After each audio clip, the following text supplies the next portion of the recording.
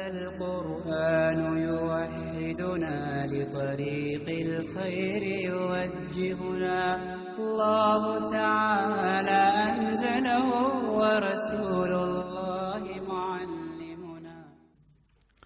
الحمد لله رب العالمين والصلاة والسلام على رسوله محمد وعلى آله وأصحابه أجمعين. اما بعد فاعوذ باللہ السمیع العلیم من الشیطان الرجیم بسم اللہ الرحمن الرحیم. اللہ فرماتے ہیں فَكُلُوا، بس تم کھاؤ، مما رزقکم اللہ، اس میں سے جو رزق دیا تم کو اللہ نے، حلالاً طیبا، حلال اور پاک. یہ دیکھ لو، اب اللہ تعالیٰ نے ہمیں نصیحت کی ہے کہ بندے اگر چاہتے ہیں کہ ہم اللہ کے قریب ہوں، اللہ کے نیک بندوں میں شامل ہو جائیں، تو ایک کام تو یہ کریں کہ پیٹ میں جو کچھ ڈالیں وہ حلال ڈالیں اور طیب ڈالیں، اور پھر اللہ کی محبت میں آ کے اس کا شکر بھی ادا کریں کہ اللہ تیرا بڑا کرم ہے، تیرے بڑے انعامات ہیں کہ تو نے ہمیں اس وقت اس دنیا میں حلال اور طیب چیز نصیب کی اور ہم اس کو کھا رہے ہیں، اور جو مردار ہیں، خون ہے، خنزیر کا گوشت ہے، اور اس طرح غیر اللہ کے نام پر دیے گئے نذرانے ہیں، نیازیں ہیں، وہ ہم نہیں کھاتے، حرام سے بچتے ہیں. تو اللہ فرماتے ہیں یہ سب نعمتیں پا کے اور حرام چیزوں سے بچ کے تم کیا کرو، وشکرو نعمت اللہ، اللہ کی نعمت کو پا کے اللہ کا شکر ادا کرو کہ اللہ تعالیٰ نے ہمیں ایسی خوراک عطا کی ہے جو خبیث نہیں ہے، ناپاک نہیں ہے، حرام نہیں ہے، ہمارے مال بھی حلال ہیں اور ہمارے کھانے پینے بھی حلال ہیں. تو اللہ کا شکر ادا کرو گے تو اللہ تعالیٰ تمہیں اور نصیب کرے گا. ان کنتم ایاہ تعبدون، اگر واقعی تم اسی کی عبادت کرتے ہو. اس لیے آگے فرمایا انما، بے شک، حرما، اس نے حرام کیا، علیکم، تم پر، یہ حرام چیزیں، ان سے بچنا ہے. ہاں باقی کوئی اگر مجبور کر دیا جاتا ہے کہ اس کی جان جا رہی ہے، بڑا مجبور ہے، اس کو کہا جا رہا ہے نہیں حرام کھاؤ، تو وہ اور بات ہے. تو اس کے لیے بس اتنی کنڈیشن ہے کہ وہ بس دل سے اس کھانے کو چاہنے والا نہ ہو، اور کھانے کا اگر موقع مل بھی رہا ہے تو اتنا کھائے کہ جان بچ جائے، پیٹ بھر کے نہ کھائے. یہ ہے غیر باغن ولا عادن کا مطلب. تو ایسی صورت میں کیا ہوگا، اللہ تعالیٰ انشاءاللہ اس کی اس غلطی کو معاف بھی کر دے گا اور مہربان بھی ہوگا.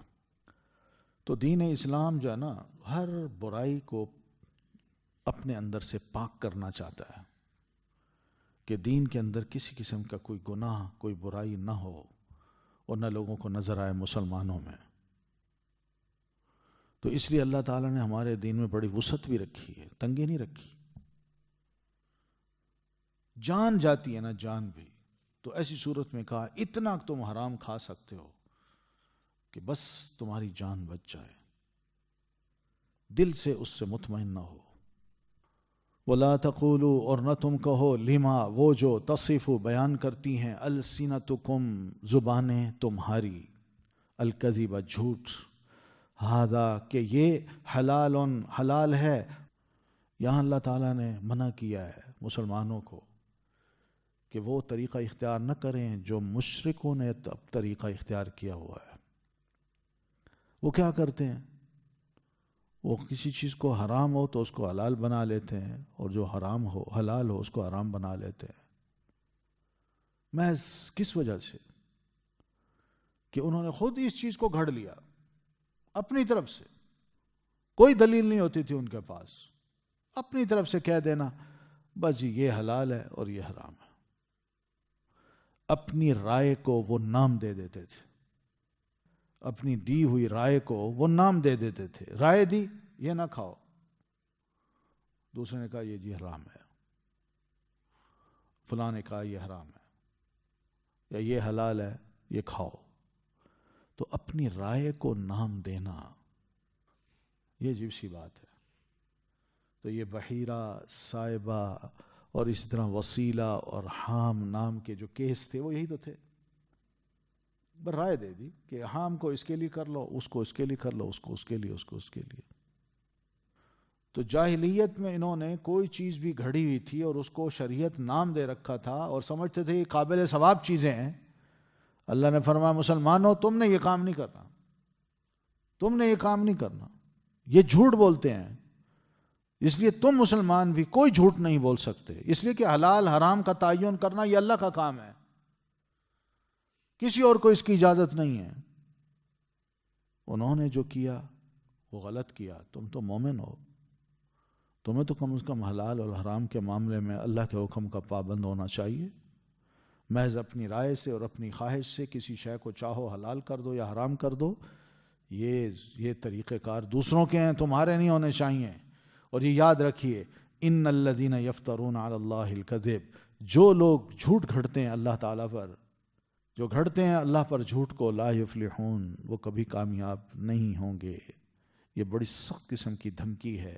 متاع قلیل، ایسے لوگوں کے لیے جو اپنی خواہشات کے بندے بنے پھرتے ہیں اور اللہ کی قائم کردہ حدود سے تجاوز کرتے ہیں، اس کی شریعت کو نہیں مانتے اور رسول محترم صلی اللہ علیہ وسلم کی دی ہوئی جو سنت ہے اس سے بھی کنی کتراتے ہیں، تو یہ یاد رکھیں متاع قلیل، یہ تھوڑا سا فائدہ ہے جو دنیا میں یہ وقتی طور پر اٹھا لیں گے، اور یہ فائدہ باقی رہنے والا نہیں ہے، ختم ہونے والا ہے۔ اور پھر وَلَهُمْ عَذَابٌ عَلِيمٌ، اور آخرت میں ان کے لیے بڑا دردناک عذاب ہے۔ وَعَلَى الَّذِينَ هَادُوا، اور اوپر ان لوگوں کے جو یہودی بن گئے، حرمنا، حرام کر دیا ہم نے۔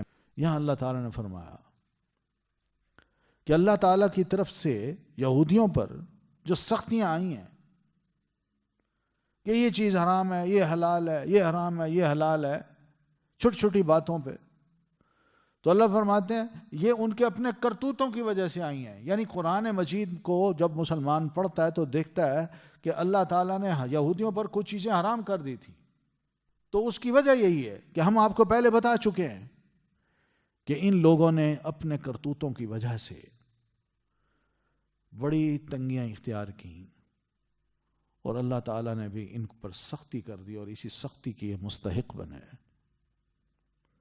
یعنی کہ اپنے کرتوتوں کی وجہ سے۔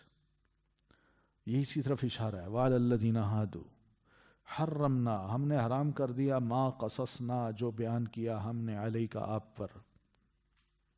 وہ کیا تھا؟ تو سورۃ انعام میں ہم پڑھ آئے ہیں کہ وَعَلَى الَّذِينَ هَادُوا حَرَّمْنَا كُلَّ ذِي ظُفُرٍ، کہ یہودیوں پر ہم نے ہر ناخن والا جانور حرام کر دیا۔ وَمِنَ الْبَقَرِ وَالْغَنَمِ حَرَّمْنَا عَلَيْهِمْ شُحُومَهُمَا، اور گائے اور بکری کی جو چربیاں تھیں وہ ہم نے ان پر حرام کر دی۔ یہ وہ اس طرف اشارہ ہے، مَا قَصَصْنَا عَلَيْكَ مِن قَبْلُ۔ وجہ کیا تھی؟ کہ وہ ان کے کرتوت ایسے تھے جس کی وجہ سے اللہ تعالیٰ نے ان کے لیے اس قسم کی تنگی کی، ان پر پابندیاں لگا دیں جس کے وہ مستحق ٹھہرے۔ تو اس لیے اللہ فرماتے ہیں وَمَا ظَلَمْنَاهُمْ، یاد رکھیے کوئی یہ نہ کہے کہ ہم نے ان پر ظلم کیا ہے، کیونکہ اللہ تعالیٰ اپنی مخلوق میں کسی پر ظلم نہیں کرتا، بلکہ کیا تھا، وَلَكِنْ كَانُوا أَنفُسَهُمْ يَظْلِمُونَ، بلکہ وہ اپنے آپ پر ظلم کرتے تھے۔ تو قرآن مجید کی سورۃ النساء کو پڑھیں تو وہاں بھی اللہ فرماتے ہیں فَبِظُلْمٍ مِّنَ الَّذِينَ هَادُوا، تو بوجہ ظلم کے ان لوگوں کی طرف سے جو یہودی بن بیٹھے تھے، تو انہوں نے بڑے عجیب و غریب قسم کے ظلم کیے، زیادتیاں کی، اپنی آراء کو نام دے دیا۔ اور بھائی تم کیا ہے اونٹ کا گوشت کیوں نہیں کھاتے؟ اس لیے کہ ہماری شریعت میں حرام ہے۔ کہاں لکھا ہے؟ کہ ہمارے آباء و اجداد سارے انبیاء ایسے کرتے آئے ہیں۔ سیدنا یعقوب علیہ السلام نے اپنے اوپر حرام کر لیا تھا، تو وہ شریعت تو ہے، اور کیا ہے، یہی دلیل ہے اس کی۔ تو اللہ تعالیٰ نے فرمایا نہیں، کل الطعام کان حلا لبنی اسرائیل الا ما حرم اسرائیل علی نفسہ من قبل ان تنزل التوراۃ۔ سمجھ آ رہی ہے نا؟ یہ اصل چیز ہے۔ قل صدق اللہ، ان سے کہو اللہ نے سچ کہا ہے، تم جھوٹ کہتے ہو۔ یہ وہ چیز تھی جو ظلم کرتے تھے وہ۔ ثم ان ربک، پھر بے شک رب آپ کا۔ یہاں اللہ فرماتے ہیں جن لوگوں نے بڑی بڑی نافرمانیاں کی، لا علمی میں، جہالت میں، اور بہت بڑے گناہوں کے وہ مرتکب بھی ہوئے، اللہ کو بھی انہوں نے ناراض کیا۔ پھر وہ پلٹ آئے اور عہد کر لیا کہ ہم اللہ کی اطاعت کریں گے، اور جو کچھ ان سے رہ گیا یا جو وہ کر بیٹھے اس پر ان کو ندامت بھی ہوئی، انہوں نے اللہ سے گناہوں کی بخشش بھی مانگی، توبہ بھی کی اور اپنی اصلاح بھی کر لی، اور اپنے عمل کو سٹارٹ کر دیا، وہ عمل جس سے اللہ اور اس کا رسول خوش ہوں۔ تو اللہ فرماتے ہیں ان ربک من بعدہا، یقین مانو آپ کا رب ان کے بعد، یعنی ان کے آنے کے بعد، اور آنے کی حالت کو یاد رکھیے کہ بڑی ندامت ہے، توبہ کر رہے ہیں، شرمسار ہیں، تو ان کی شرمساری کے بعد بھی، ندامت کے بعد بھی، توبہ کے بعد بھی لغفور الرحیم، یقیناً تیرا رب البتہ بہت بخشنے والا ہے اور رحم کرنے والا ہے۔ تو یہ بخشش کا دروازہ ہے جو بہت بڑا ہے، جو اللہ تعالیٰ نے کھول کے رکھا ہوا ہے۔ یہی بخشش کا دروازہ ہے۔ وہ لوگ جو اپنے آپ پر بڑی زیادتی کر بیٹھتے ہیں، وہ بڑا ظلم کر بیٹھتے ہیں، ان کے دلوں کو روشن کر دیتا ہے کہ چلیں یار، غلطیاں کی ہیں، معافیاں مانگ لیتے ہیں، اللہ معاف کرنے کو تیار ہے، تو ہم کیوں نہ معافیاں منگوائیں۔ تو نبی علیہ الصلوۃ والتسلیم نے بھی اس سلسلے میں اپنے جو ارشادات فرمائے ہیں وہ بھی اسی قابل ہیں کہ ان کو بھی ہم سمجھیں۔ آپ صلی اللہ علیہ وسلم کی ایک حدیث مبارک ہے جس کو امام بخاری اور امام مسلم نے اپنی دونوں صحیح میں بیان کیا ہے۔ سیدنا انس رضی اللہ تعالیٰ عنہ روایت کرتے ہیں کہ آپ فرماتے ہیں للہ افرح بتوبۃ عبدہ من احدکم سقط علی بعیرہ وقد اضلہ فی ارض فلات، کہ اللہ تعالیٰ اپنے بندے کی توبہ سے اس شخص سے بھی زیادہ خوش ہوتا ہے جس کے پاس صحرائی زمین میں، صحرائی سفر میں ایک اونٹنی تھی، اور اس اونٹنی پر سب کچھ کھانا پینا موجود تھا، کہ وہ دوپہر کو تھوڑی دیر کے لیے سستانے کے لیے اونٹنی سے اترا کہ میں یہاں لیٹ جاؤں اور پھر اس کے بعد سفر جاری کروں گا۔ تو جب اس کی آنکھ کھولی تو اس نے دیکھا کہ اونٹنی نہیں ہے، وہ چلی گئی کہیں۔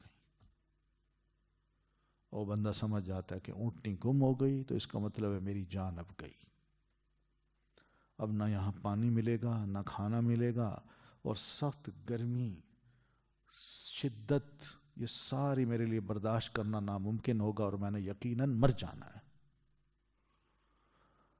یہ حالت ہے اس کی۔ تو بندہ اسی حالت میں اپنا وقت گزار رہا ہے اور موت کو یقینی سمجھ رہا ہے کہ اتنے میں اچانک اس کی اونٹنی اس کے سامنے آ جاتی ہے۔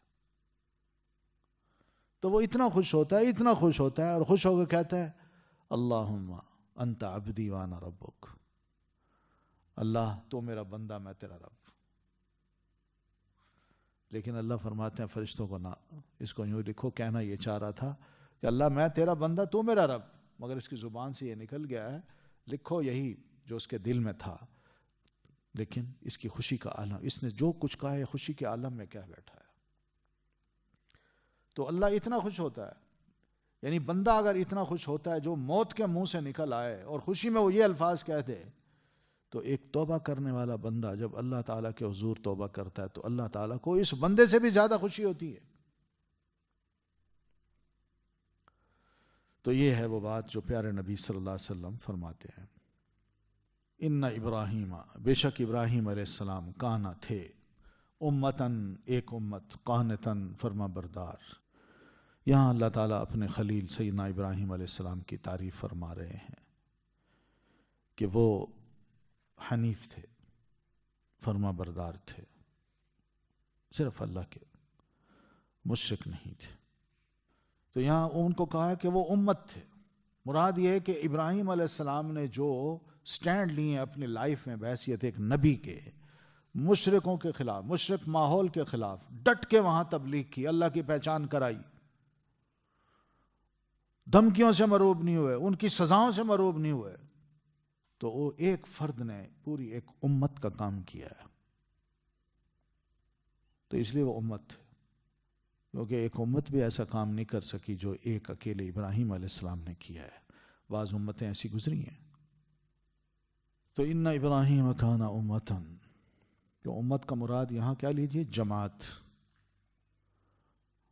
کہ ابراہیم علیہ السلام لوگوں کی ایک جماعت تھے، اور جماعت کا جو طریقہ ہوتا ہے، جو ان کی چال ہوتی ہے، چلن ہوتا ہے، وہ اسی پہ چلتے ہیں، اور رسول ان کی طرف بھیجا جاتا ہے، اس رسول کا وہ کہنا مانتے ہیں۔ کون حق پر ہے، کون مخالف ہے، وہ سمجھ آ جاتی ہے لوگوں کو۔ تو ابراہیم علیہ الصلاۃ والتسلیم امت تھے، امت۔ کچھ علماء کہتے ہیں یہ سے نکلا ہے، سے۔ کس کو کہتے ہیں؟ ہر شے کی بنیاد کو، اصل کو۔ اسی وجہ سے مکہ کا نام بھی القریٰ رکھا گیا۔ کیوں؟ کہ زمین کے بالکل درمیان میں ہے، یہیں سے یوں زمین پھیلی ہے، یعنی یہیں سے مکہ سے یوں زمین پھیلی ہے چاروں طرف۔ پھر اسی طرح امت ایک ایسے شخص کو بھی کہتے ہیں جس کا کوئی بھی ثانی نہ ہو، یہی مراد ہے یہاں۔ کچھ علماء کہتے ہیں ان ابراہیم کان امتن، ابراہیم علیہ السلام امت تھے، یعنی ان کا کوئی ثانی نہیں ہے بعد میں نہ پہلے۔ ٹھیک ہے، تو امت کے معنی پتہ چل گیا نا۔ امت کا مطلب جماعت بھی، امت سے ہے، اور امت کا مطلب ایک ایسا شخص جس کا کوئی ثانی نہ ہو۔ پھر قانتن، قانت کا جو لفظ ہے اس کو کہتے ہیں مطیع اور فرما بردار۔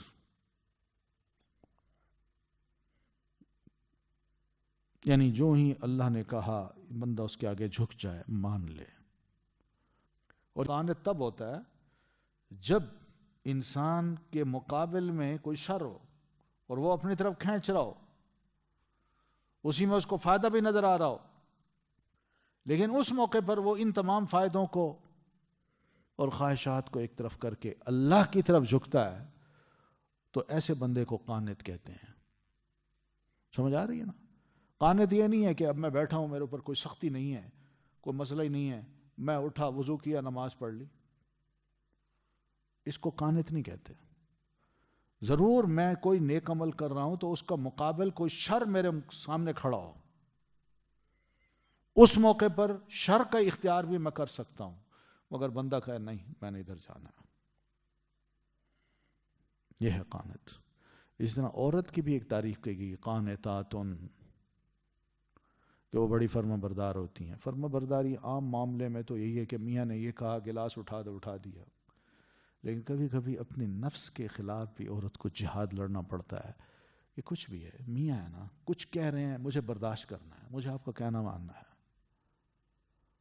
تو اس موقع پہ عورت اپنے نفس کی خواہش کو، اپنے غصے کو ایک طرف کرتی ہے، میاں نے جو کچھ کیا وہ ایک طرف، اللہ کا کہنا مانتے ہوئے اپنے میاں کی فرما بردار بنتی ہے، تو یہ قانت ہے۔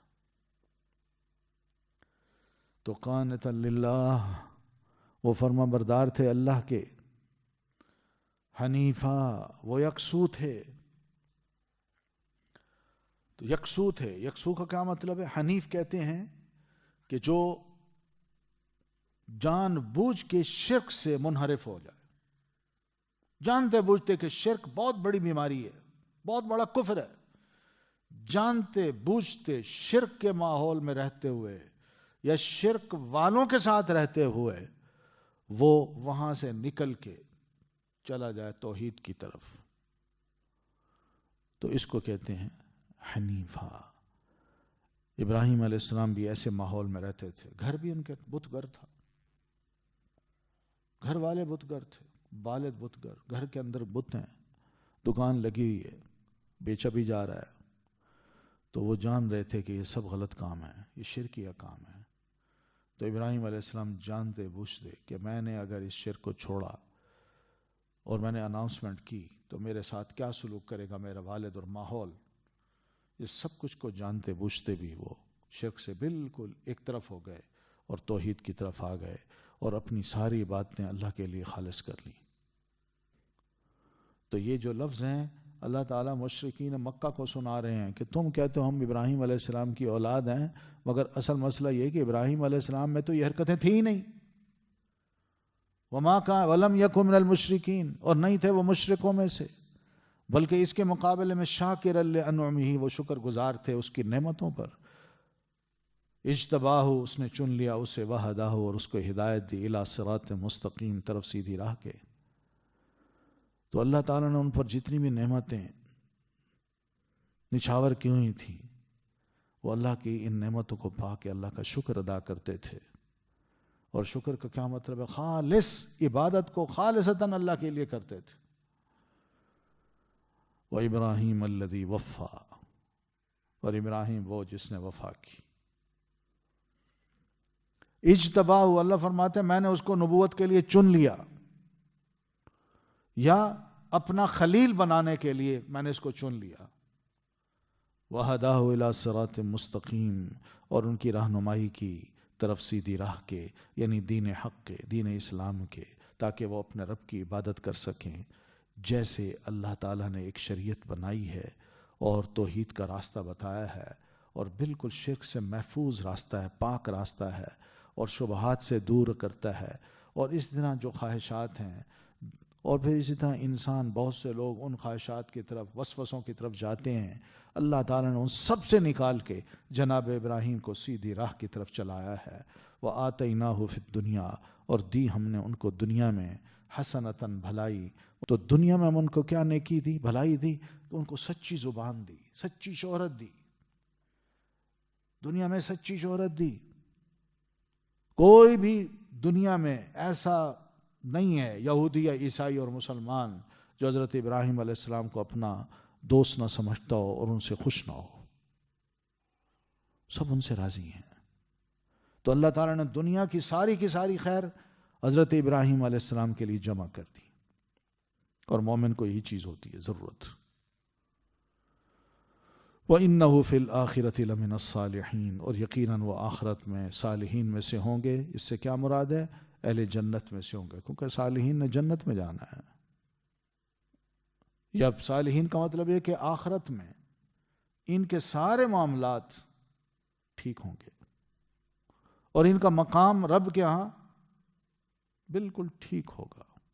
ان کا مرتبہ، ان کی عزت آخرت میں بہت اونچی ہوگی، بہترین ہوگی۔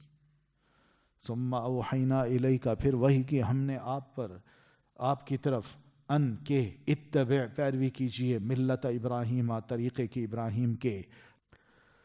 پھر اللہ کے رسول ہم نے آپ کی طرف وحی کی۔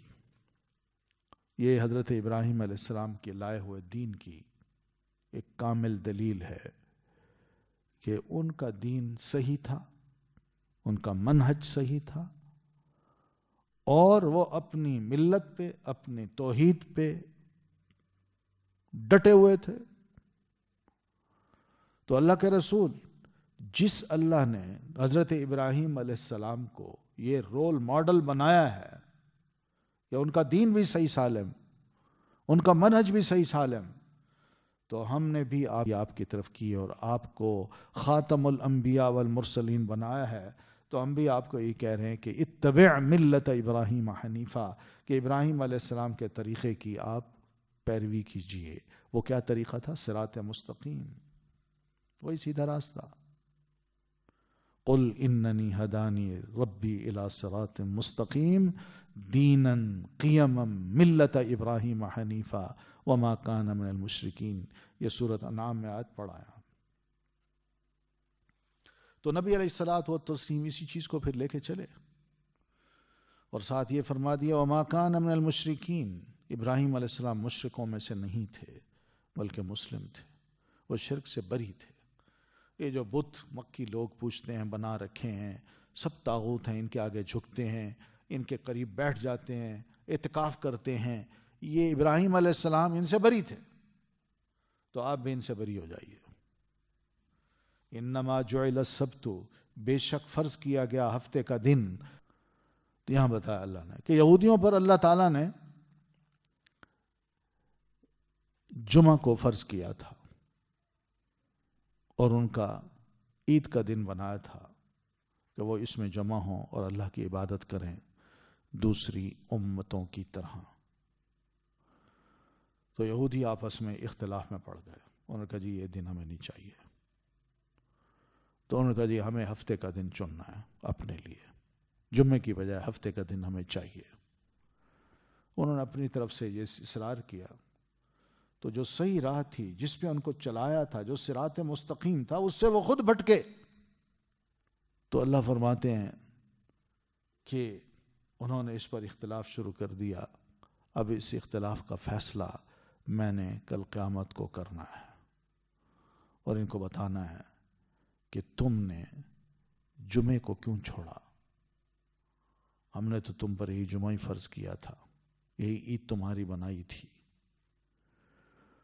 تو یہودیوں نے جمعے کا دن, ہفتے کا دن چن لیا, اور نصرانیوں نے اتوار کا دن چن لیا.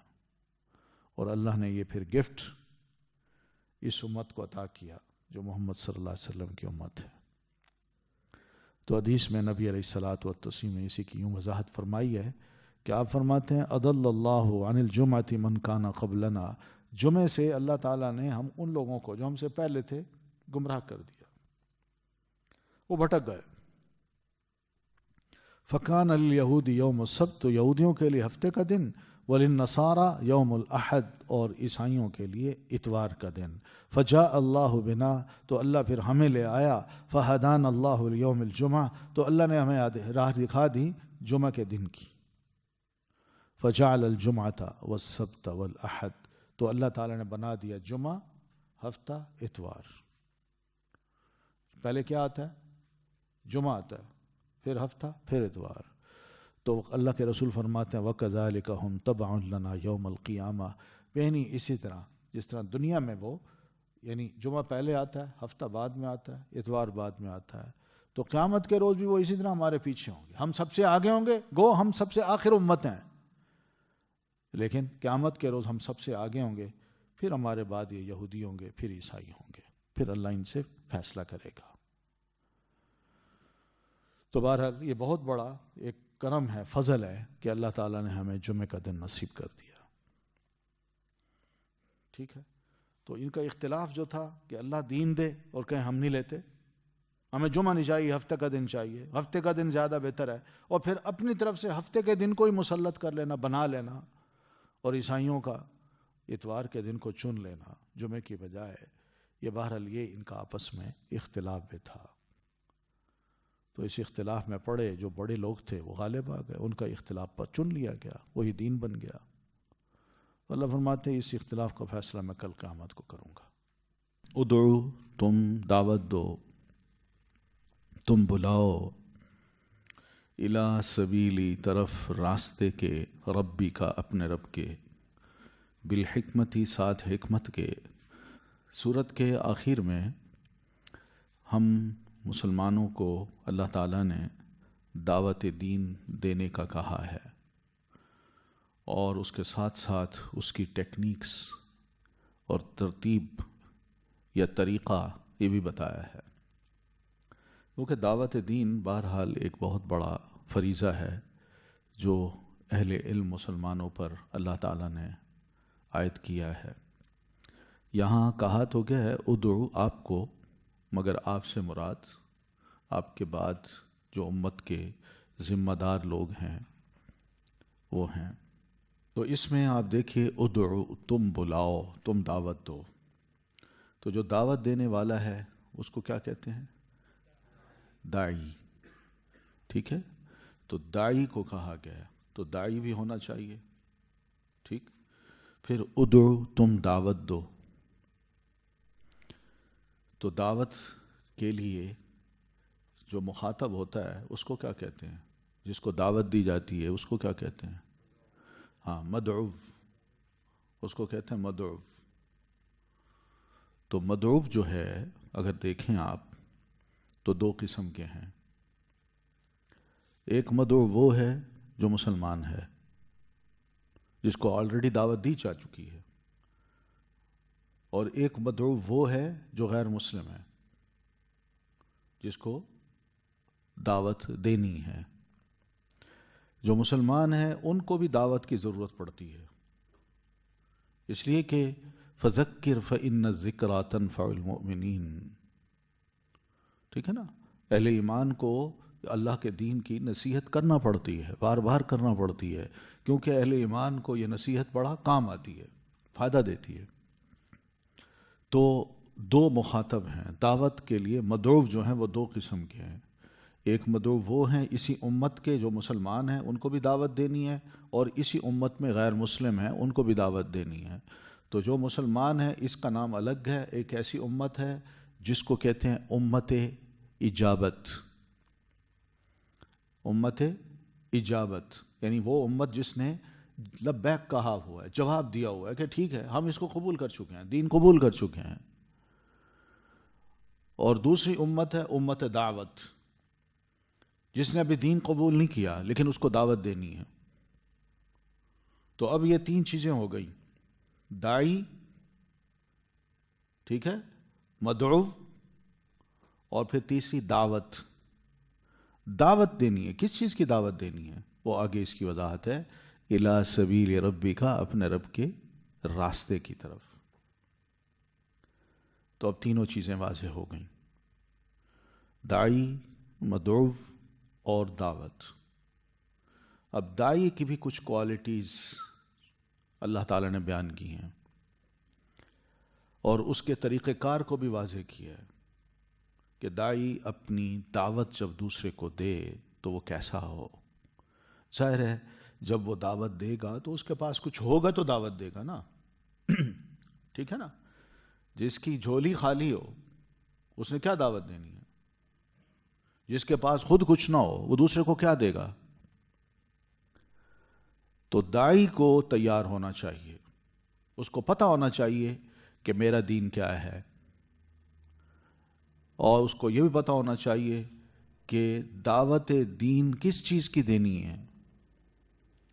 اس کو یہ بھی پتہ ہونا چاہیے کہ میری اپنی ذات کیا کوالٹی رکھے، اس کے اندر کیا خوبیاں ہونی چاہیے، کیونکہ یہ آگے جو فرمایا نا بالحکمت، حکمت کے ساتھ، والموعظۃ الحسنۃ، اس میں داعی کی کوالٹی بتا دی گئی ہے کہ داعی حکیم ہو، یعنی جب دین کی دعوت دینا ہو تو حکیم ہو، سیانہ ہو۔ سیانے سے میری مراد یہ ہے کہ ہم کسی غیر مسلم کو دعوت دینا چاہتے ہیں تو جس نے دعوت دینی ہے اس کو پتہ ہو کہ غیر مسلم کون ہے، یہودی ہے، عیسائی ہے، ہندو ہے، سکھ ہے، بدھسٹ ہے۔ پھر اس کے مذہب کے بارے میں بھی اس کے پاس تھوڑا بہت علم ہو، کیونکہ وہ داعی کامیاب ہوتا ہے جب وہ کسی کو دعوت دے رہا ہوتا ہے تو اس کو پتہ ہو کہ بھئی اس کا ریلیجن کیا ہے، اس کی سوچیں کیا ہیں، میں نے اس کس طرح دین کی طرف لانا ہے، اس کے دلائل میرے پاس کیا ہیں۔ پھر تیسری بات، وہ یہ بھی جانتا ہو کہ جس سے میں نے ایڈریس کرنا ہے اس کی زبان بھی مجھے آتی ہو، کیونکہ بغیر زبان کے کیا انسان دعوت دے گا؟ میں یہاں سے چلا جاؤں افریقہ کہ میں دین کی دعوت دینے جا رہا ہوں، ان کی زبان مجھے آتی نہیں، میں نے خاک دعوت دینی ہے۔ اسی طرح اگر امریکہ چلا جاؤں، مجھے انگریزی نہ آئے، اور آئے تو ایسے سٹائل کی کہ وہ بھی ہنسیں، تو میں کیا دعوت دوں گا ان کو؟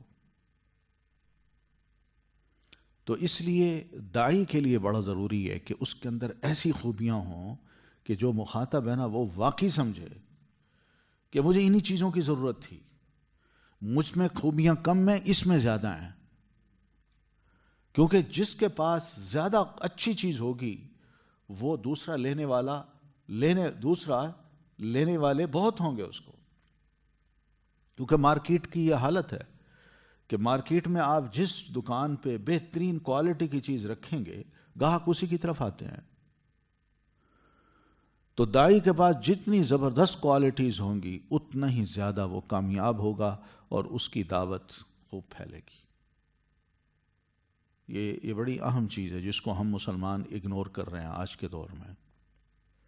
غیروں نے اپنے ملک کو بچانے کے لیے اپنے ہی افراد کو تیار کیا ہے کہ تم ہر قسم کی زبان سیکھو، دنیا کا کوئی خطہ، حتیٰ کہ کوئی خاص علاقہ، وہاں اگر کوئی ایکسنٹ بھی بدل جاتا ہے تو اس ایکسنٹ کو بھی جا کے پڑھو، سیکھو اور اچھی طرح اس کو جانو، اور اس کے بعد تم ہمارے ہاں واپس آؤ، ہم تمہیں جاب دیں گے۔ غیر تو اس لیے کامیاب ہیں. تو زبان کا آنا بھی بڑا ضروری ہے. ان سے زیادہ علم بھی داعی کے پاس ہو، اس کے مذہب کا، اس کے کلچر کا بھی علم داعی کے پاس ہو. پھر داعی خود بھی جو کہہ رہا ہے وہ اس پر عمل بھی کر رہا ہو. یہ بھی ضروری ہے، کیونکہ داعی کے اندر یہ خوبی ضرور ہونی چاہیے. لیکن یہ مطلب نہیں ہے کہ داعی وہ انسان ہے، اس سے غلطیاں ہو سکتی ہیں، اس میں ایک آدھ کوالٹی ہو سکتی ہے جو بہت زیادہ کامیاب ہٹ ہو جائے جو. لیکن یہ ضروری نہیں ہے کہ اس کے اندر ساری کوالٹیز ہوں اور ہم کہیں نہیں جی پہلے تو یہ دیکھنا ہے کہ اس میں کوئی غلطی تو نہیں، اس کے اندر یہ عیب تو نہیں. یہ یاد رکھیے کسی ہر داعی میں، اللہ کے رسول کے بعد ہر داعی میں کوئی نہ کوئی نقص رہا ہے، عملی نقص رہا ہے. تو اس عملی نقص کے باوجود بھی انہوں نے، علماء نے یہ نہیں کہا کہ تم دعوت نہیں دے سکتے. تو وہ دعوت دیتا رہا ہے اور اس کی دعوت کامیاب ہوئی ہے. دین کی دعوت ہے نا. تو اس لیے داعی کے بارے میں یہ سوچنا کہ اس کے جسم پہ ایسے کپڑے ہوں جو سفید ہوں، سفید کیوں؟ سفید کپڑوں پہ اگر چھوٹا سا بھی کالا داغ لگا ہوا ہو نا، وہ دور سے نظر آتا ہے. تو بندے کیا کرتے ہیں، اس کالے داغ کو دیکھتے ہیں اور پورا جو سفید کپڑا ہے اس کو نہیں دیکھتے. تو کوشش یہ کرے داعی کہ میں کوئی ایسی ظاہر ایسی چیز نہ رکھتا ہوں کہ لوگ میری طرف انگلیاں اٹھائیں. اپنے عیوب ہیں وہ چھپائے، انسان ہونے کے ناطے سے جو غلطیاں ہوتی ہیں ان کو چھپائے اور خوبی اپنے اندر بڑھاتا جائے. ٹھیک ہے؟ تو داعی بھی ہو گیا، اس کی کوالٹی بھی ہو گئی، اس کا علم، وہی بھی بات ہم نے کر لی. داعی کی شخصیت پہ اور بھی بہت سی چیزیں ہیں جو کہ علماء نے لکھی ہیں. اب مدعو جو ہے اس کی بھی رعایت کرنی ہے. جیسے میں بتا چکا ہوں، اس کی زبان کا علم ہو، اس کے کلچر کا علم ہو، اور پھر اس کے مذہب کا بھی علم ہو، نظریے کا بھی علم ہو، تاکہ اس مسلمان داعی کے پاس اس کا توڑو، بڑے اچھے طریقے سے اس کو سمجھانے کی کوشش کرے. تو داعی اور مدعو کی ہم نے بات کر لی. اب مدعو کو دیکھیں نا، دنیا بھر میں اگر ہم جاتے ہیں تو ہمیں یوں پتہ چلتا ہے کہ دنیا ہم سے کہیں آگے بڑھ چکی ہے، ہم مسلمان بہت پیچھے ہیں. انجینئر ہیں، ڈاکٹر ہیں، استاد ہیں، پروفیسر ہیں، پتہ نہیں کیا کیا ہیں، دنیا بھر میں بڑے بڑے بزنس مین ہیں.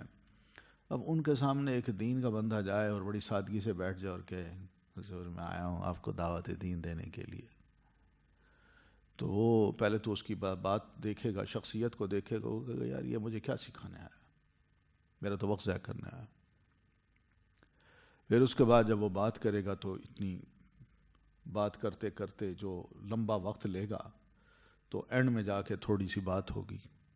تو جو یہ لمبا وقت اس نے ضائع کیا ہے وہ بھی اس کے لیے بڑا مشکل ہے، اپنے آپ کو ایسی محفل میں بٹھانا. تو اس لیے ٹو دی پوائنٹ بات کرنے کا ایک ڈھنگ ہو کہ میں نے جو بات کرنی ہے وہ کس طرح کرنی ہے. اس فلاں بندے سے یہ کتنا ٹائم مجھے دے رہا ہے، 2 منٹ دے رہا ہے، 3 منٹ دے رہا ہے، 10 منٹ دے رہا ہے، تو اسی کے مطابق وہ اپنی تیاری کر کے اس کو ملے. خوبیاں ہوں اور جس کو دعوت دی جا رہی اس سے زیادہ خوبیاں داعی کے پاس ہوں، تاکہ بندہ جب بات کرے تو اس کو پتہ چلے کہ واقعی بہت کچھ جانتا ہے اور اس کی بات سنی جا سکتی ہے. پھر دعوت کیا ہے، کس کی دینی ہے، یہ بھی یاد رکھیے. ٹھیک ہے؟ داعی، مدعو، اب دعوت کس کی دینی ہے ہم نے؟ اس کا جواب ہے الی سبیل ربک، اپنے رب کی راہ کی طرف. سمجھ رہے ہیں؟ یہاں تھوڑا سا میں مزید سمجھانے کے لیے میں یہ کہوں گا کہ ادعو الی سبیل ربک، دعوت دیجئے اپنے رب کی راہ کی طرف. رب کی راہ سے کیا مراد ہے؟ یہی دین، یہی اسلام، یہی صراط مستقیم. سمجھ آ رہی نا؟ اب سمجھیے، یہ نہیں کہا اللہ تعالیٰ نے ادعو الی مذہبک. سمجھ آ رہی ہے؟ ہاں، یہ بڑی اہم چیز ہے جو کہ ہمیں سمجھنی ہے، کیونکہ یہ بہت بڑا دھوکہ ہوتا ہے. حقیقت ہے، اگر ہم اپنے رب کی راہ کو چھوڑ کے اپنی اپنی جماعتوں کی طرف، اپنے اپنے مذہب کی طرف لوگوں کو دعوت دیں تو یہ قرآن کو بھی دھوکہ دے رہے ہیں، دین کو بھی دھوکہ دے رہے ہیں، اللہ کو بھی دھوکہ دے رہے ہیں اور اپنے آپ کو بھی دھوکہ دے رہے ہیں۔ وجہ یہ ہے کہ ہو یہی رہا ہے، جس سے دین کی کوئی برکتیں نظر نہیں آ رہی، دعوت دین کی برکتیں نظر نہیں آ رہی۔ ہو یہ رہا ہے کہ میں نے آپ کو یہاں بلایا، آئیں جی میں آپ کو قرآن پڑھاتا ہوں۔ بلایا میں نے اس لیے آپ کو ایک باور کرایا، مگر نیت میری یہ ہے کہ اس قرآن کے ذریعے میں آپ کو اپنی جماعت، اپنے مذہب کی طرف لے جاؤں گا۔ آپ سوچئے اس نیت کی بنیاد پہ کیا اس دعوت میں کوئی قبولیت ہوگی؟ اللہ نے اس دعوت کو قبول کرنا ہے؟ اللہ تعالیٰ نے میرے اس عمل کو قبول کرنا ہے اور اس دعوت میں برکت رکھنی ہے؟ نیت ہی ہماری خراب ہے، جس کی وجہ سے اس دین کی دعوت کو دیکھتے ہیں کہ اصل دین نہیں پھیل رہا، ہر کوئی اپنی اپنی جماعت، اپنے اپنے گروہ اور اپنے اپنے مذہب کی طرف بلا رہا ہے، جبکہ قرآن مجید کا کہنا یہ کہ ادعو الی سبیل ربک، اپنے رب کی راہ کی طرف بلاؤ۔ رب کی راہ ہے بھائی، وہ دین ہے، وہ اللہ اور اس کے رسول کا بتایا ہوا وہ دین جس کو ہم اسلام کہتے ہیں، جس کی آگے برانچز بنانے کی کوئی ضرورت نہیں ہے، شاخیں کھولنے کی کوئی ضرورت نہیں ہے، ایگزٹ نکالنے کی کوئی ضرورت نہیں ہے۔ ایک ہی سیدھا راستہ ہے، ایک اللہ، ایک رسول، ایک قرآن، اس کی طرف دعوت دیجیے، تب جا کے برکت ہوگی، ورنہ نہیں ہوگی۔ ورنہ ایسے کام تو دوسرے بھی کر رہے ہیں، دوسرے مذاہب کے لوگ بھی دعوت دے رہے ہیں، وہ اپنے اپنے مذہب کی طرف بلا رہے ہیں، اپنی اپنی پارٹیوں، اپنی اپنی جماعتوں کی طرف بلا رہے ہیں۔ اصل دین کہاں ہے؟ یہ سب سے بڑی خامی ہے جو کہ ہمارے اندر موجود ہے۔ اسی وجہ سے دیکھیے پبلک میں جو عام بندہ ہوتا ہے، جو ابھی دین کی طرف نہیں آتا، جب اس کو میں دین کی طرف دعوت دے دیتا ہوں، بظاہر کہتا ہوں دین کی دعوت ہے، لیکن جب میں اپنے گروپ میں اس کو شامل کرتا ہوں، وہ آتا ہے، دیکھتا ہے، کہتا ہے یہ کیا ہو رہا ہے؟ ہم تو آپس میں لڑ رہے ہیں، ہمارے اندر تو بڑی نفرتیں ہیں، ہماری تو صلاحیتیں ایک دوسرے کے خلاف استعمال ہو رہی ہیں، ہم تو مسلمان بھائی بھائی لگتے ہی نہیں، تقریریں ہیں تو وہ بھی ایک دوسرے کے خلاف، بیانات ہیں وہ بھی ایک دوسرے کے خلاف، اور مسائل ہیں تو وہ بھی ایک دوسرے کے خلاف۔ اصل دین کہاں ہے؟ تو یہ بھی یاد رکھیے، دعوت کس کی طرف دینی ہے؟ الی سبیل ربک، بس، اور کچھ نہیں چاہیے۔ میرا معاملہ دین کے ساتھ ہے، اللہ کے ساتھ ہے، لوگوں کے ساتھ نہیں ہے، لوگوں کی جیبوں کے ساتھ نہیں ہے، نفری تعداد کو نہیں دیکھنا میں نے صحیح دعوت دینی ہے، چاہے ایک بندہ بھی اس دعوت کو قبول کرتا ہے، میری نجات کے لیے ہو سکتا ہے کہ وہی بندہ کافی ہو۔ لیکن جب میں دوسروں کو اپنے اپنے مذہب کی طرف بلاتا ہوں، اپنے اپنی جماعتوں کی طرف، ان کو بانٹ دیتا ہوں، دین کی شکل مسخ کر دیتا ہوں، تو کیا مجھے ثواب ملے گا؟ دنیا کو میں باور کرا رہا ہوں کہ میں بڑا دیندار ہوں، لیکن ہو یہ رہا ہے کہ میں لوگوں کے درمیان تفریق کا ایک بہت بڑا سبب بنا ہوا ہوں، ان کے درمیان نفرتیں پیدا کرنے کا بہت بڑا سبب بنا ہوا ہوں، اور ان کو لڑوانے کا بھی ایک دوسرے سے بہت بڑا سبب بنا ہوا ہوں۔ تو یہ سبیل رب نہیں ہے، یہ سبیل جماعت ہے، سبیل مذہب ہے، سبیل تعصب ہے۔ اس کی اجازت قرآن مجید نے نہیں دی۔ ادعو الی سبیل ربک، دعوت دیجیے اپنے رب کی راہ کی طرف۔ کس طرح؟ اب طریقہ کار بتایا، بالحکمت، حکمت کے ساتھ۔ حکمت کا مراد یہی ہے کہ جو موقع و محل ہو اس کو بھی داعی ذرا جانچے، پرکھے کہ اس وقت مجھے کس قسم کی بات کرنی ہے، لوگ کس لیے اکٹھے ہوئے ہیں، شادی کا موقع ہے یا غمی کا موقع ہے، اسی طرح عام کو کھیل تفریح کے لیے آئے ہیں، یا اسی طرح گیٹ ٹوگیدر ہے کوئی۔ تو ایسے مواقع پہ میں کس قسم کی بات کروں کہ یہ لوگ میری بات سنیں اور ان کو اہمیت ان پر واضح ہو کہ ہم اکٹھے تو ہوئے ہیں مگر ہمارا مقصد یہ ہونا چاہیے، اس کو دین کی طرف مولڈ کر دے، لوگوں کو تھوڑا سا شعور آئے کہ ہم اپنا وقت ضائع نہیں کر رہے بلکہ اس وقت کا صحیح استعمال کر رہے ہیں، صرف ارادے اور نیتیں بدلنی ہیں۔ یہ نہ ہو کہ شادی کا موقع ہو تو وہاں جا کے نا موت کی باتیں کرے کہ ہر بندے نے مرنا ہے، اور غمی کا موقع ہو تو وہاں جا کے شادی کی باتیں کرے کہ نکاح کیا کرو، نکاح کرنا سنت ہے۔ یہ حکمت نہیں ہے، یہ گئی گزری دعوت ہے جس کا کوئی اثر نہیں ہونا۔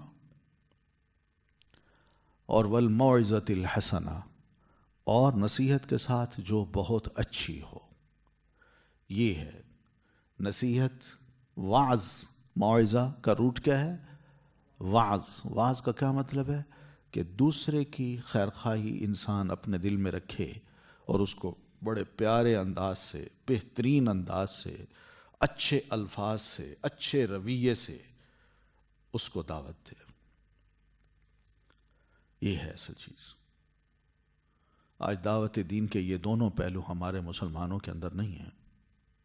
حکمت ہے تو بہت کم، الا ماشاء اللہ، اور موعظہ حسنہ وہ تو سوال ہی پیدا نہیں ہوتا کہ میں کہیں کھڑا ہوں تقریر کرنے کے لیے، میری تقریر اس وقت بنے گی، میری دعوت اس وقت کامیاب ہوگی جب میں مخالف کے لتے لوں گا، اس کو خوب سناؤں گا، میری آنکھوں میں خون اترے گا، میری باچھوں میں جھاگ آ جائے گی، تب جا کے میری واز جو ہے نا، میری بات کا اثر ہوگا۔ یہ نہیں ہوتے اثر، کچھ نہیں ہوتا لوگوں پہ، یقین مانیے کچھ نہیں ہوتا، لوگ اندر سے نہیں بدلتے، لوگ متنفر ہو جاتے ہیں، لیکن پیار اور محبت سے اس کو اپنا بنا کے، اپنائیت سے اس کو دعوت دی جائے اور صرف دین کی دعوت دی جائے، تب جا کے وہ بندہ اثر لیتا ہے، وہ اندر سے اپنے آپ کو بدلنے کا سوچ لیتا ہے کہ یہ بات ہے جو واقعی مجھے کرنا ہے۔ اس طرح موعظہ حسنہ جو ہے، اس طرح انسان چلے تو بندہ تبدیل ہونے کا سوچ لیتا ہے۔ ابھی کل ہی کی بات ہے، ایک صاحب میرے پاس آئے تو عمرہ کر کے وہ واپس آئے تو مجھے کہنے لگے کہ ہمارا جو گروپ تھا، اس گروپ میں ایک بزرگ تھے، وہ بھی آئے لیکن بیمار تھے، چیئر پہ، کرسی پہ، ویل چیئر پہ ان کو ہم نے عمرہ وغیرہ کرایا۔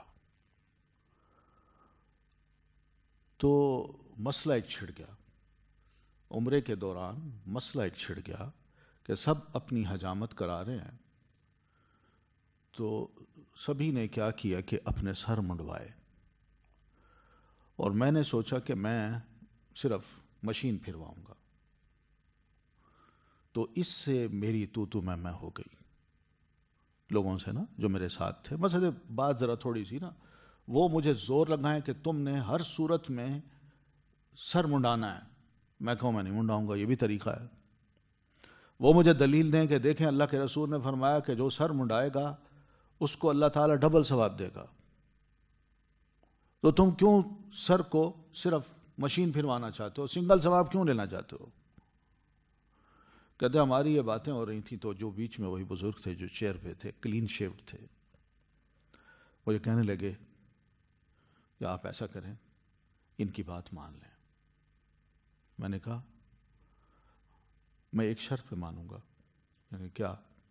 میں نے کہا آپ مجھے کہہ رہے ہیں نا، آپ اللہ کے گھر میں کھڑے ہیں، بیٹھے ہیں یہاں، آپ مجھ سے ایک وعدہ کریں، میں آپ سے ایک وعدہ کرتا ہوں، آپ کی یہ بات ماننے کا وعدہ میں کرتا ہوں۔ انہوں نے کہا کیا؟ کہ آپ مجھ سے یہ وعدہ کریں کہ آپ اللہ کے گھر میں ہیں کہ آج کے بعد آپ اپنی داڑھی نہیں منڈائیں گے، میں سر منڈا لیتا ہوں۔ کہنے لگے میں نے بڑے اچھے انداز سے بات کی۔ انہوں نے کہا ٹھیک ہے، ہاتھ پہ ہاتھ رکھا، اللہ کے گھر میں وعدہ کیا، میں نے انہی کے سامنے اپنے سر کو منڈوایا، وہ بھی خوش ہو گئے، اور الحمدللہ جتنے دن وہ ہمارے ساتھ رہے انہوں نے پھر سوچا نہیں کہ اب میں شیو کروں، تو الحمدللہ انہوں نے اللہ سے وعدہ کیا ہے، مجھ سے بھی کیا ہے، سب کے سامنے کیا ہے، تو امید ہے کہ انشاءاللہ ان کی اب داڑھی ہوگی اچھی خاصی۔ طریقے ہیں نا، طریقے طریقے ہیں. تو ایسے طریقوں کو اگر بندہ استعمال کرے بڑے مناسب موقعوں پر تو دیکھیے لوگوں پر اثر پڑتا ہے کہ نہیں. یعنی کوئی محفل ہے، اس محفل میں کوئی صاحب ہیں، وہ آپ جیسے لوگ وہاں گئے ہیں، دیکھا آپ نے ایک صاحب کو، ایک نوجوان ہے وہ سگریٹ پی رہا ہے، تو آپ ہلکی پھلکی نصیحت کرتے ہیں اور اس نوجوان کو الیک سلیک کرتے ہیں، کیا حال ہے، کیسے ہیں آپ، ٹھیک ہیں، طبیعت ٹھیک ہے، کیا نام ہے آپ کا، کیا کرتے ہیں آپ.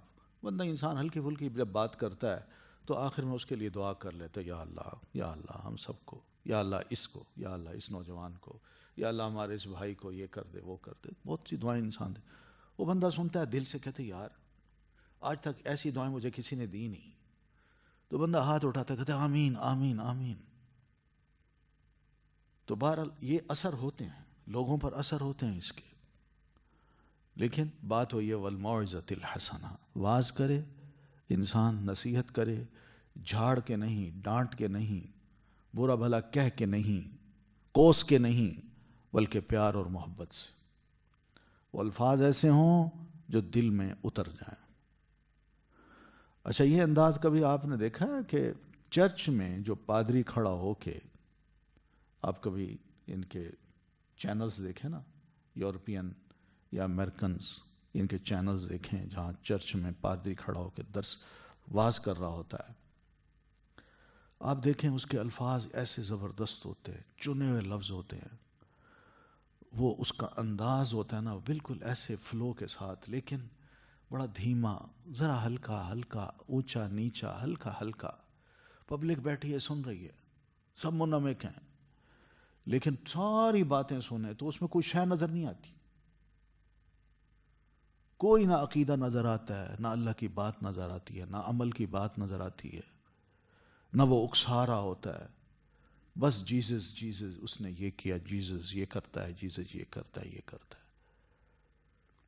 یعنی ہمارے نظریے کے مطابق تو وہ ایک جھوٹ کو جس طرح بڑے خوبصورت انداز سے ہزاروں لوگوں کے سامنے ان کو بالکل اپنی طرف متوجہ کریے ہوئے وہ بات کر رہا ہے، اگر وہ اپنی باتوں کو اس طرح بنا کے جس کے اندر کوئی مواد نہیں ہے پبلک کو روک سکتا ہے، ان کو اپنی طرف کھینچ سکتا ہے اور اس کی بات وہ پبلک بڑے غور سے سن سکتی ہے، تو ہم مسلمان کیوں نہیں تیاری کر سکتے ایسی؟ ہم بھی تو یہ کام کر سکتے ہیں. لیکن یاد رکھیے جس واعظ نے بڑے اچھے انداز سے دعوت و تبلیغ کا آغاز کیا ہے اس کا واعظ کامیاب ہوتا ہے. واعظ کے لیے یہ بڑا ضروری ہے کہ انسان جو مخاطب ہیں، جو آئے ہیں اپنا وقت نکال کے، اپنے سب کچھ کو ایک طرف رکھ کے آپ کی بات سننے کے لیے آئے ہیں، وہ یہی چاہتے ہیں کہ آپ ان کو کوئی بات ایسی کریں جس سے ان کو دلی سکون ہو، ان کو قرار ملے، ان کا دل اللہ کی طرف جھک جائے، وہ عبادتیں کرنے لگ جائیں. ان کو کوئی طریقے بتائیے، انداز بتائیے. اور یہ سب کیا ہے؟ الی سبیل ربک. اپنا اپنا طریقہ نہ بتائیے، اپنا اپنا تجربے نہ بتائیے. تو یہ دو طریقے ہیں. اور پھر وجادلہم، اور ان سے مجادلہ کیجئے، بحث کیجئے، باللتی، ساتھ اس طریقے کے، ہی احسن، وہ جو بہترین ہے. یہ اکثر و بیشتر آپس میں بھی ہمارے مجادلے ہوتے ہیں، ڈسکشن ہوتی ہے. تو آپس میں بھی اگر ڈسکشن کرنی ہے تو بہترین کرنی ہے، بہترین انداز سے. بہترین سے مراد کیا ہے؟ کہ دوسرے کا ادب کرنا ہے، احترام کرنا ہے، اس کو زچ نہیں کرنا، اس کی بے عزتی نہیں کرنی، اس کے ساتھ برا سلوک نہیں کرنا، اس کا مذاق نہیں اڑانا. اور اگر غیر مسلم ہے تو اس سے تو اور زیادہ محتاط رہنا ہے. وہ اگر کوسچن آنسر کر رہا ہے تو مسلمان داعی کا فرض یہ بنتا ہے کہ وہ اس سے بحث اور مباحثہ بڑے ہی اچھے طریقے سے، بہترین طریقے سے. اور میرے بھائی اور میری بہن، دیکھیں آپ نے یہ بات کی ہے، یہ آپ کی کتاب میں ہے، وجادلہم باللتی ہی احسن. ان کو سنانے نہیں ہے، زچ نہیں کرنا، یہ نہیں سمجھنا میرا مخالف ہے، بلکہ یہ کہ اس کا سوال ہے، میں نے اس کو جواب دینا ہے، اپنی طرف سے پورا جواب دینا ہے اس کو، تاکہ وہ مطمئن ہو جائے۔ اور اگر وہ بار بار بھی سوال کرتا ہے تو اکتانے کی ضرورت نہیں ہے، بڑے ٹھنڈے دل سے اس کے سوالوں کو سنا جائے اور بڑے اچھے انداز سے اس کا جواب دیا جائے، یہ ہے۔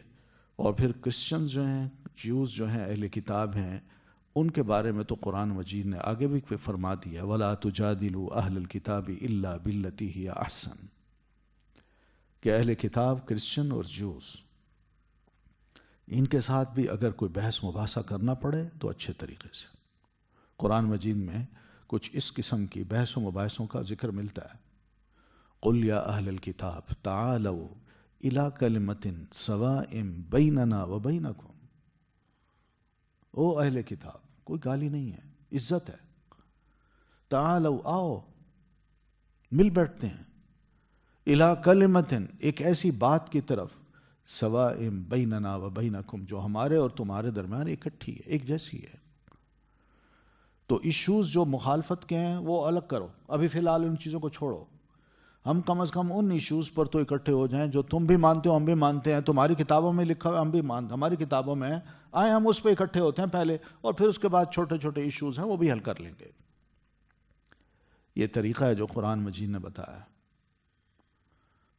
تو وَجَادِلْهُمْ بِالَّتِي هِيَ أَحْسَنُ، ان ربک، بے شک رب آپ کا، ہوا اعلم، وہ خوب جانتا ہے، بمن ضل عن سبیلہ، اس کو جو بھٹک گیا اس کے راستے سے۔ یہاں اللہ تعالیٰ نے داعی کو بھی آگاہ کیا ہے کہ دعوت دین کا یہی طریقہ کار اگر اپناؤ گے تو تمہارے اس طریقہ کار سے بہت سے لوگوں کو فائدہ پہنچ سکتا ہے، اور اگر خدا نخواستہ تم اس طریقہ کار کو چھوڑ کے اپنی ذات کو نمایاں کرتے ہو، تمہاری دعوت دین کی طرف نہیں ہے، اپنی اپنی جماعت یا اپنے اپنے مذہب اور اپنے اپنے فرقے کی طرف ہے، اور پھر وہیں کھڑے ہو کے تم دوسرے کو گمراہ کہتے ہو، تو اللہ زیادہ بہتر جانتا ہے یہ کون ہے جو اس کی راہ سے بھٹک گیا ہے۔ اللہ کو پتہ چل جاتا ہے، ہم تو اپنا معیار بنائے ہوئے ہیں نا، لیکن اللہ کو پتہ ہے کہ میری راہ سے بھٹکا ہوا کون ہے۔ وَهُوَ أَعْلَمُ بِالْمُهْتَدِينَ، اور وہ زیادہ جانتا ہے، خوب جانتا ہے، بالمہتدین، ہدایت یافتہ لوگوں کو، کون صحیح راہ پہ ہیں، کون غلط راہ پہ ہیں، اللہ کو پتہ ہے۔ تو داعی کو بھی اللہ تعالیٰ نے سمجھا دیا کہ تمہارا رویہ اگر بالکل بدل گیا، منہج ہی بدل گیا، تو پھر رب کو پتہ ہے کہ تم اس کے راہ سے بھٹک گئے ہو، تم لوگوں کو صحیح راہ پہ نہیں چلا رہے۔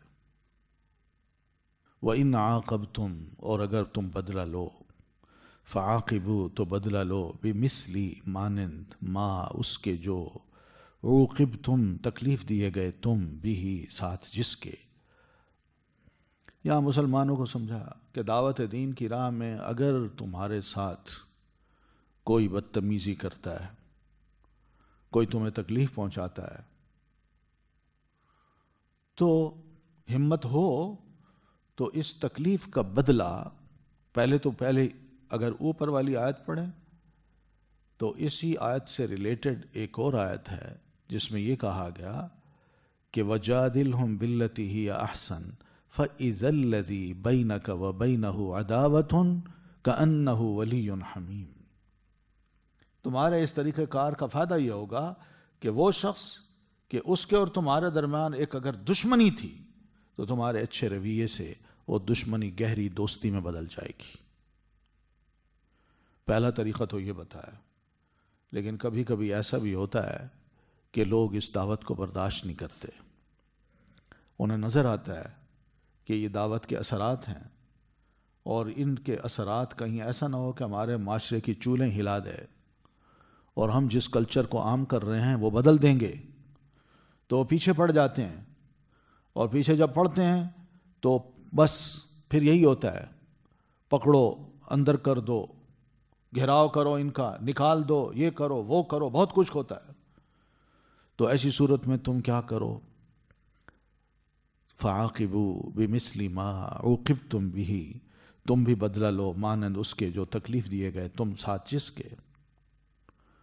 تم بھی اتنا ہی بدلہ لے لو، بس زیادہ نہ لو۔ یہ پوری مسلم دنیا کو الرٹ کیا ہے کہ جہاں جہاں مسلمان آباد ہیں، کہیں بھی اگر مسلمان کو کوئی تکلیف پہنچتی ہے اور اس کے خلاف کوئی ایکشن ہوتا ہے تو مسلمان پوری دنیا میں جہاں کہیں بھی ہیں وہ بھی پھر اپنی ہمت اور طاقت کے مطابق بدلہ لیں۔ وہ پابندیاں لگاتے ہیں تو یہاں بھی پابندیاں لگائی جائیں۔ وہ کہتے ہیں کہ ہمارے ہاں کوئی بھی حجاب نہیں پہنے گا، ہم بھی یہاں کہہ سکتے ہیں کہ ہمارے ہاں کوئی سکرٹ نہیں پہنے گی، کوئی شراب نہیں چلے گی۔ وہ کہتے ہیں کہ یہاں پر آزاد ہونا چاہیے، ہم بھی کہہ سکتے ہیں کہ نہیں، یہ آزادی آپ کو سڑکوں پہ، گلیوں پہ اور کسی ہوٹلوں میں نہیں دی جائے گی۔ تو اس طرح کی پابندی ہم بھی لگا سکتے ہیں۔ وَلَئِن صَبَرْتُمْ، اور اگر تم ان کی اس تکلیف پہ صبر کر لو، اس صورت میں جب تم دیکھو کہ تم کمزور ہو، اور شور نہ مچاؤ، احتجاج نہ کرو، لَهُوَ خَيْرٌ لِلصَّابِرِينَ، تو البتہ وہ بہتر ہے صبر کرنے والوں کے لیے، کیونکہ صبر کا نتیجہ بہر صورت اچھا ہوتا ہے۔ برداشت کا مادہ مسلمان میں آ جائے تو یہ بہت بڑی کامیابی ہے، آج بھی اگر ہو تو۔ اور صحابہ کرام میں یہ سب چیزیں تھیں، سب کچھ ہوتا تھا، مگر اپنے جذبات کا اظہار کیے بغیر نبی علیہ الصلاۃ والتسلیم کے رویے اور آپ کے حکم کے منتظر رہتے تھے کہ آپ کیا فرماتے ہیں، آپ کیا چاہتے ہیں ہم سے، جو آپ چاہیں گے ہم وہی کریں گے۔ آپ اتنا فرما دیتے صبر، تو سب صبر کر رہے ہیں، کوئی کچھ نہیں کہہ رہا، اور جب آپ فرماتے ہیں کچھ ایکشن لینا ہے تو سب کھڑے ہو جاتے ہیں۔ وَاصْبِرْ، اور صبر کیجئے، وَمَا صَبْرُكَ، اور نہیں صبر آپ کا، إِلَّا بِاللَّهِ، مگر ساتھ اللہ کی توفیق کے۔ تو اللہ کے رسول آپ کو بھی بڑی تکلیف دی جا رہی ہے، آپ کو بھی نام رکھے جا رہے ہیں، آپ پر بھی الزام لگائے جا رہے ہیں، آپ کو اور بھی آپ کے ساتھیوں کو تکلیف دی جا رہی ہے، جس سے آپ کا دل بڑا تنگ ہوتا ہے۔ تو دھیان کیجئے، وَاصْبِرْ، آپ بھی صبر کیجئے، برداشت کیجئے سب کچھ، وَمَا صَبْرُكَ إِلَّا بِاللَّهِ، اور ہاں یہ صبر اور برداشت اگر آپ میں آ بھی گئی تو یہ اللہ کی توفیق سے ہوگی، اللہ چاہے گا تو آپ کو صبر دے دے گا۔ یہ بہت بڑی بات ہے کہ مزاج پر بھی، انسان کے مزاج پہ بھی اللہ کا کنٹرول ہوتا ہے، نبی کو بھی اپنے مزاج پہ کنٹرول نہیں ہوتا۔ وَمَا صَبْرُكَ إِلَّا بِاللَّهِ، اور نہیں صبر آپ کا مگر ساتھ اللہ کی توفیق کے۔ وَلَا تَحْزَنْ عَلَيْهِمْ، اور نہ آپ غم کیجئے ان پر، جو آپ کوئی بات سنتے ہیں مگر مسلمان نہیں ہو رہے، آپ کو برا بھلا کہتے ہیں، اور آپ کے دل میں بڑی تکلیف ہے، مجھے کیوں نہیں سمجھتے، غم ہوتا تھا آپ کو۔ وَلَا تَقُ ضَيْقٍ فِي ضَيْقٍ، اور نہ آپ ہوں گھٹن میں، تنگی میں، مِمَّا يَمْكُرُونَ، اس سے جو وہ چالیں چل رہے ہیں۔ خبریں ملتی تھی، فلاں یہ کر رہا ہے، فلاں یہ کر رہا ہے، فلاں اس سے ملا ہے، فلاں نے اس سے میٹنگ کی ہے، کہیں یہ اکٹھے نہ ہو جائیں، کہیں یہ اٹیک نہ کر دیں، کہیں یہ دھوکہ نہ دے دیں۔ تو یہ ساری چالیں وہ چلتے تھے اور پھیلاتے تھے ان باتوں کو، تاکہ مسلمانوں کا مورائل جو ہے وہ کم ہو، اور نبی علیہ الصلاۃ والتسلیم ہمت ہار بیٹھیں۔ مگر اللہ فرماتے ہیں وَلَا تَكُ فِي ضَيْقٍ، اللہ کے رسول گھٹن میں نہ آئیے، فریش رہیے، یہ جو چالیں چل رہے ہیں کچھ بھی آپ کا بگاڑ نہیں سکتے۔ ان اللہ، وجہ یہ ہے کہ ان اللہ، بے شک اللہ، مع الذین، ساتھ ہے ان لوگوں کے، اتقوا، جو تقوی کریں، والذین، اور وہ لوگ جو ہم وہ محسنون، احسان کرنے والے ہیں۔ اللہ تعالیٰ ایسے لوگوں کے ساتھ ہے، ان کو اکیلا نہیں چھوڑتا، جو خود متقی ہوں، خدا خوفی کا مظاہرہ کریں، اس کی نافرمانی سے بچیں، اور دوسرا یہ کہ والذین ہم محسنون، جو خود نیکی کرنے والے ہوں اور نیکی میں مخلص ہوں۔ یا ہم جو نیکی کر رہے ہیں یہ اللہ کے لیے کر رہے ہیں، ہمیں اللہ سے اس کا ریوارڈ چاہیے، اس کی رضا چاہیے، اس کی خوشی چاہیے، کسی اور کی نہیں۔ تو ایسے لوگوں کے ساتھ اللہ ہوتا ہے، اللہ ان کی مدد کرتا ہے، دشمن کتنی ہی چالیں چلے وہ ناکام ہوتے ہیں، اور اللہ تبارک و تعالیٰ اپنی قدرت سے ایسے نیک لوگوں کا، متقی لوگوں کا ساتھ دیتا ہے، وہی کامیاب ہوتے ہیں، باقی سب ناکام ہو جاتے ہیں۔ سبحانک اللہم و بحمدک، اشہد ان لا الہ الا انت، استغفرک و اتوب الیک۔ اللہ تعالی